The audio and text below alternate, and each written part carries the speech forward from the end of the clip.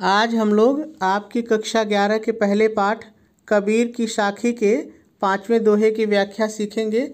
इसके पहले हम लोगों ने 4 दोहे की व्याख्या सीख ली है। बहुत ही सरल है। यदि आप थोड़ा सा भी ध्यान देंगे तो व्याख्या बहुत आसानी से समझ में आ जाएगी। इसमें कहीं कुछ भी कठिन नहीं है।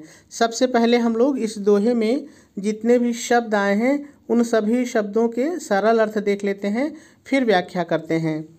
चिंता, चिंता का मतलब है चिंतन। तव, तव अर्थात तो।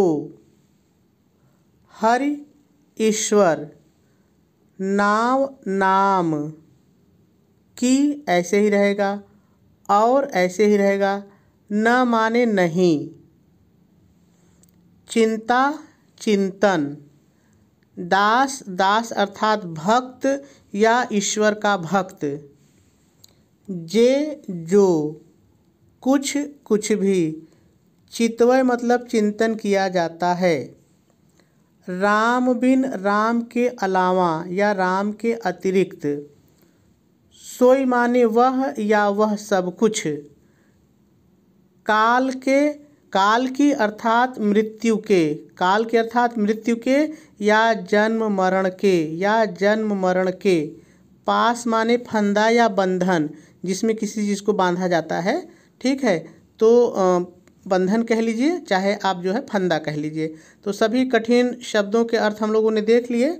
अब हम लोग को इसकी व्याख्या करनी है, लेकिन व्याख्या से पहले थोड़ा सा संदर्भ और प्रसंग देख लेते हैं, फिर व्याख्या करते हैं।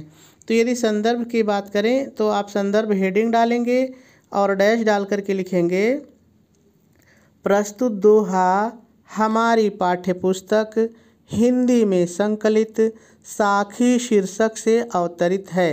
पूर्ण विराम लगा के आगे लिखेंगे, इसके रचनाकार संत कबीर जी हैं।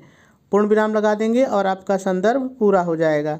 चलिए अब प्रसंग की बात करते हैं। तो देखिए, प्रसंग हम जो व्याख्या करते हैं ना, उसी का एक छोटा सा हिस्सा हम प्रसंग बनाते हैं। तो प्रसंग आप चाहे इस लाइन से निकाल लीजिए, चाहे इस लाइन से निकाल लीजिए, कोई दिक्कत नहीं है। प्रसंग कहीं से भी बन सकता है। तो चलिए प्रसंग लिख लेते हैं। आप प्रसंग हेडिंग डालेंगे और डैश डाल के लिखेंगे, प्रस्तुत दोहे में कवि ने ईश्वर के नाम का चिंतन करने के लिए प्रेरित किया है। और आपका प्रसंग भी पूरा हो जाएगा।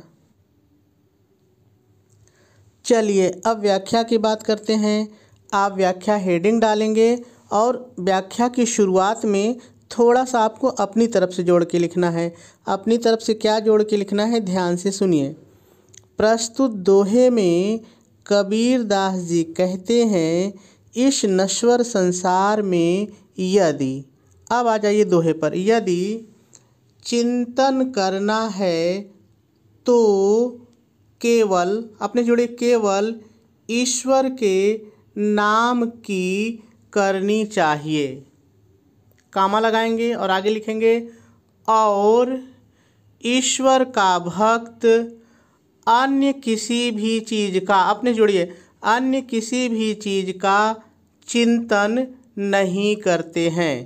पूर्ण विराम लगाएंगे और आगे लिखेंगे, जो कुछ भी राम के अलावा चिंतन किया जाता है वह काल के बंधन में बांधने वाला होता है। और आपकी 2 लाइन की व्याख्या पूरी हो गई, लेकिन अभी आपको और अपनी तरफ से लिखना है, तब जाके आपकी व्याख्या और अच्छे से पूरी होगी। तो पूर्ण विराम लगाएंगे और आगे लिखेंगे, कवि के कहने का तात्पर्य है कि ईश्वर के नाम के अतिरिक्त अन्य किसी भी वस्तुओं का चिंतन करना व्यर्थ है, क्योंकि राम के अतिरिक्त अन्य सभी वस्तुओं का चिंतन करना जन्म मरण के बंधन में बांधने वाला है। अब जाके आपकी व्याख्या पूरी हो गई। चलिए अब काव्य सौंदर्य देख लेते हैं। यदि हम भाव पक्ष की बात करें, यानी दोहे में कवि अपनी कौन सी भावना व्यक्त करते हैं, तो ईश्वर के नाम का सुमिरन करके जन्म मृत्यु के बंधन से मुक्त हुआ जा सकता है। यदि रस की बात करें तो इसमें शांत रस है।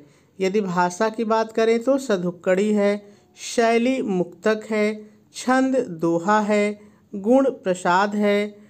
और यदि शब्द शक्ति की बात करें तो लक्षणा है और अलंकार रूपक है। देखिए काल की पास तो काल रूपी बंधन, तो यहाँ पे रूपक अलंकार दिखाई पड़ रहा है। ठीक है, तो मेरे ख्याल से बात आपको समझ में आ गई होगी।